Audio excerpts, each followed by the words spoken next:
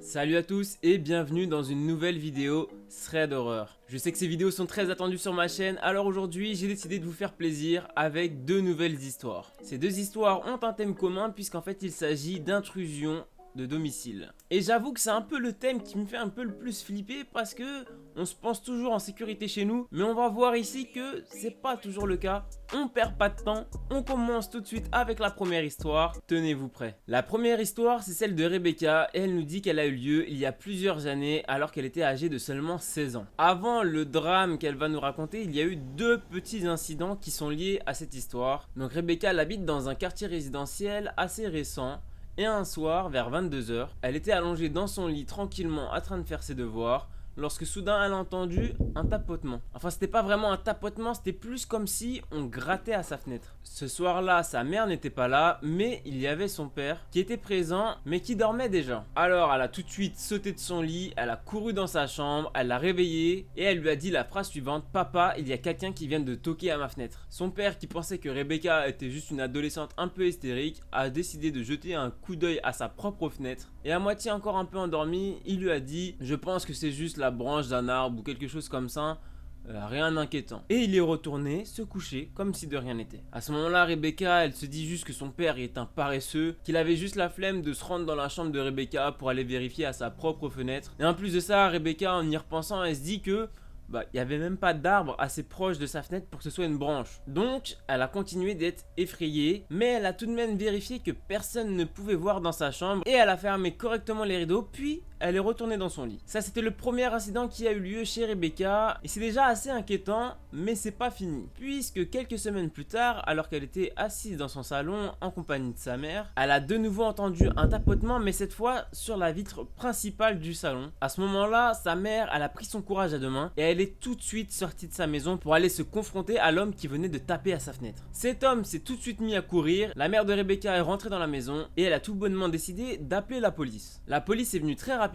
et ils ont réussi à intercepter un homme qui était quelques maisons plus loin. Ils l'ont confronté à la mère de Rebecca et elle a tout de suite pu identifier cet homme, c'était bel et bien lui. Alors l'homme a tout de suite nié les faits, il a juste dit que lui, s'ils l'ont trouvé là-bas, c'est qu'il était en train de se cacher pour uriner entre deux maisons. Mais les policiers n'étaient pas dupes et ils ont tout de suite vu que il n'y avait pas d'urine à cet endroit-là. Il avait juste essayé de mentir pour essayer de s'en sortir, mais malheureusement pour lui, ça n'a pas marché. Cette histoire se passe aux États-Unis, donc l'homme, il a tout de suite été emmené en prison. Bon, sûrement pour une durée assez courte, puisqu'il a été seulement jugé pour intrusion et non pour le fait d'être voyeur ou quoi que ce soit. Avance rapide dans le temps, on est un mois plus tard, et Rebecca, elle se réveille soudainement en pleine nuit parce qu'elle a senti que son chat, il avait sauté de son lit d'une manière assez étrange. Bref, ça l'a réveillée en pleine nuit et elle a entendu un léger bruit dans le couloir. Alors elle s'est levée de son lit, elle s'est dirigée vers la porte de sa chambre, elle l'a ouverte. Elle a jeté un œil dans le couloir et là elle tombe nez à nez face à cet homme. Oui, c'est bien le même, celui qui était venu un mois plus tôt toquer à sa fenêtre et que la police avait attrapé. Cette fois, il s'était bel et bien introduit dans sa maison. Au moment où elle l'a vu, il se tenait juste devant la chambre de sa petite sœur et il avait une arme à la main. Il était en train de refermer la porte parce que c'était sûrement pas la chambre qu'il recherchait selon elle. Du moins, c'est ce qu'elle s'est dit sur le moment et à ce moment-là, elle a eu une poussée d'adrénaline comme elle n'a jamais eu dans sa vie. Et en quelques secondes, elle a examiné toutes les options qui lui étaient possible. Crier, non, pour elle ce n'était pas possible parce que elle s'était dit que ça aurait réveillé tout le monde dans la maison, que l'homme aurait été pris de panique et aurait sûrement tiré sur quelqu'un. Donc elle ne voulait pas prendre ce risque. Retourner dans sa chambre et se cacher. Et ça non plus, ça n'était pas possible. Elle s'est dit tout de suite qu'il allait la retrouver. Essayer de se battre? Non plus. Il a une arme à feu, elle ne pouvait rien faire. Alors sans aucune hésitation, elle a pris la dernière option qui lui restait. Elle est retournée dans sa chambre, mais pas pour se cacher, mais pour sauter par la fenêtre. Elle a donc commencé à courir en dehors de chez elle, en espérant aller toquer à la porte de ses voisins pour trouver de l'aide. Ah oui, et petite précision de Rebecca, à ce moment-là, elle était entièrement nue, bah oui, puisqu'elle dormait, et elle nous précise que le fait d'être une jeune fille de 16 ans et d'être vue entièrement nue par quelqu'un d'autre, c'était une pensée horrible, mais à ce moment-là, elle nous dit que c'était pas du tout son problème. Et on peut la comprendre. Bref, continuons. Elle est donc allée 3 maisons plus loin pour ne pas que l'homme qui était dans sa maison ne puisse l'entendre aller toquer chez les voisins.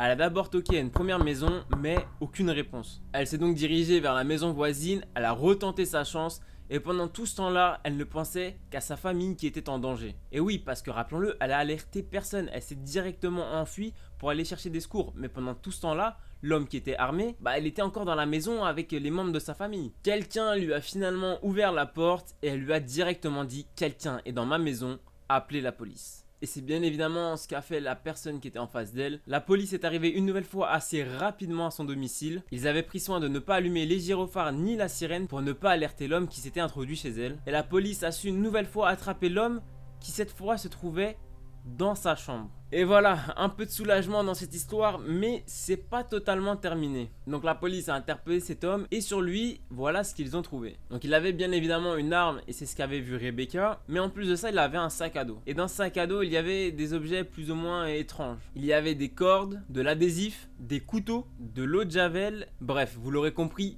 Ce gars-là avait une panoplie entière d'outils très inquiétants. Il avait de réelles mauvaises intentions envers cette famille. Et c'est là qu'on se dit qu'on est bien content pour elle, qu'elle l'ait entendu et qu'elle ait pu fuir de sa maison. Et bien sûr, on est tous contents que ce mec se retrouve enfin entre les mains de la police et qu'on sait qu'il va être jugé et mis hors d'état de nuire. Rebecca nous apporte une précision, on sait que cet homme est toujours en prison et qu'il le restera à vie. Puisque quelques années plus tard, alors qu'il était en prison, il a été condamné à la prison à vie pour avoir tout de même commis un meurtre alors qu'il était enfermé. C'est le procureur qui avait traité son cas qui lui a donné cette information et bien évidemment cette nouvelle a soulagé l'esprit de Rebecca. Et c'est comme ça que se termine cette première histoire. Et on est tous contents encore une fois qu'elle se termine bien. Donc voilà, vite fait, entre les deux histoires, je vais vous glisser un petit mot. Je sais que les vidéos Thread d'horreur ramènent pas mal de gens sur ma chaîne. Il y en a d'autres si vous voulez aller les regarder. N'hésitez pas et surtout n'hésitez pas à vous abonner, c'est très important. À lâcher un petit like, ça me fait extrêmement plaisir à chaque fois. Donc je vais le répéter encore une fois, vraiment, n'hésitez pas, hein.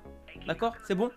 On passe tout de suite à la deuxième histoire. C'est donc l'histoire cette fois de Sophie que je vais vous raconter. Sophie est une jeune femme de 27 ans et elle nous explique que son histoire est arrivée il y a 10 ans alors qu'elle était encore au lycée. Elle nous explique qu'elle vit dans une assez grande maison avec ses frères et sœurs mais qu'ils étaient tous absents puisqu'ils étaient en pensionnat. Donc à cette époque, à la maison il n'y avait que elle et ses parents. Elle nous dit aussi rapidement qu'elle a le sommeil léger et encore une fois... Dans cette histoire, heureusement, un soir alors qu'elle dormait, elle s'est réveillée, elle a ouvert les yeux, elle a vu que sur son réveil, il était affiché 3h11. Rien d'inquiétant jusque là, mais elle se demande quand même qu'est-ce qui l'a réveillée. Quand tout d'un coup, elle a entendu des bruits de pas dans les escaliers qui se trouvaient à l'extérieur de sa chambre. Et alors qu'elle nous dit qu'elle était couchée dos à la porte d'entrée de sa chambre, elle a justement entendu les pas se rapprocher de la porte. Mais dans un premier temps, elle a d'abord pensé que c'était ses parents qui venaient la surveiller pour une raison quelconque. Puis elle a entendu la poignée de sa porte tout doucement tourner. Sa porte a commencé à s'ouvrir lentement et prudemment. À ce moment-là, elle pensait encore que c'était ses parents, mais elle a tout de suite compris que ce n'était pas eux quand elle a entendu le cliquement et a vu la lumière d'une lampe torche. Alors à ce moment-là, elle était gelée de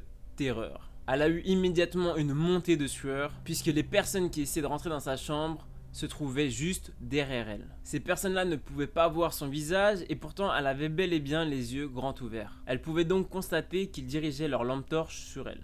Et oui, et si t'as bien compris, depuis tout à l'heure je parle au pluriel parce qu'il y avait deux hommes. Sophie à ce moment-là dans son histoire, elle nous raconte que elle avait toujours eu l'habitude de penser que si quelque chose de la sorte lui arrivait, elle se jetterait de son lit pour essayer de faire quelque chose, de frapper les hommes, de crier, enfin de faire quelque chose quoi, de passer à l'action. Mais bien évidemment... ça n'a pas été du tout sa réaction. Comme je l'ai dit plus tôt, elle était pétrifiée de peur. Elle essayait de bouger mais elle ne pouvait pas. La seule chose qu'elle a pu faire, c'est de garder son calme et de garder une respiration profonde et régulière pour ne pas montrer qu'elle est réveillée. Après environ 10 secondes, ils ont dirigé leur lumière ailleurs que sur son corps. Ils ont regardé un peu partout dans la pièce. Pendant ce moment où les intrus se baladaient dans sa chambre et cherchaient des affaires, Sophie a continué de rester calme et de ne pas bouger. Elle pouvait voir vaguement la forme de leur silhouette, qui était grande et volumineuse comme elle l'explique. Elle avait l'impression qu'ils portaient deux manteaux sur eux. Et un autre détail qu'elle a retenu, c'est qu'ils portaient des casquettes de baseball. Bon, c'est des détails qui sont pas très importants, mais c'est les seules choses qu'elle a pu voir d'eux. Après quelques minutes qui lui ont paru une éternité, ils ont enfin quitté sa chambre. Mais c'était pas fini, puisqu'elle les a entendus se balader baladé dans toute la maison. Ils sont allés dans la chambre de ses frères et sœurs qui étaient absents, rappelons-le. Et pareil, elle les entendait chercher un peu partout, déplacer des affaires. Bref, elle ne comprenait pas trop ce qu'ils étaient venus faire. Pendant ce moment-là, elle ne savait toujours pas quoi faire. Elle a pensé à prendre son téléphone pour appeler son père ou alors la ligne fixe de la maison pour un peu alerter tout le monde ou même encore la police. Mais un peu comme dans l'histoire précédente, Sophie elle a réfléchi et s'est dit que si elle faisait ça, eh bien ça allait alerter les intrus, mais elle ne savait pas s'ils étaient armés. Alors elle a décidé de ne prendre aucun risque. Et oui, parce qu'elle avait peur qu'ils blessent un de ses proches ou encore elle-même. Et puis enfin, elle ne sait pas trop comment, mais elle s'est comme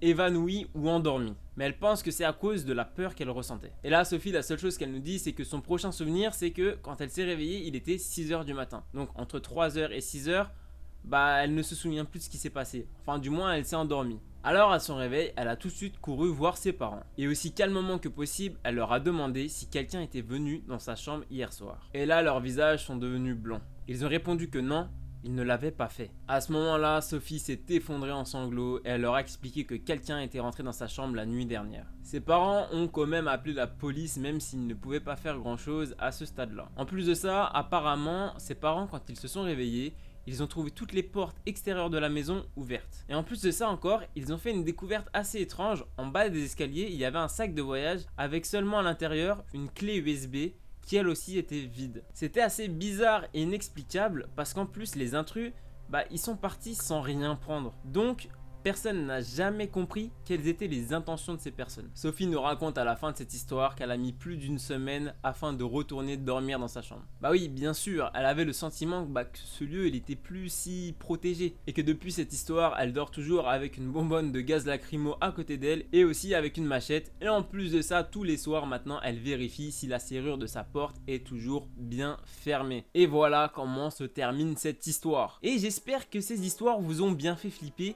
et qu'elles vont vous rendre encore un peu plus paranoïaque et que vous aussi chaque soir, vous allez vérifier si votre porte est bien fermée. En tout cas, moi, c'est ce que je vais faire. Je sais que ma porte d'entrée, elle est toujours verrouillée. Enfin, je crois. Non, plus sérieusement, j'espère que vous aurez apprécié cette vidéo. Et si c'est le cas, je vais le répéter, je me répète à chaque fois. J'espère que vous le faites au moins à chaque fois. Abonnez-vous à cette chaîne, mettez un petit like à cette vidéo. Et voilà, juste ça te prend quelques secondes et moi, ça me donne énormément de plaisir. Bon, je fais l'imbécile, mais c'est pour un peu relâcher la pression de ces histoires qui sont terrifiantes quand même. Donc voilà, moi je te dis à dimanche prochain pour une nouvelle vidéo. Et en attendant, bien sûr, c'est très important, prenez soin de vous les BG.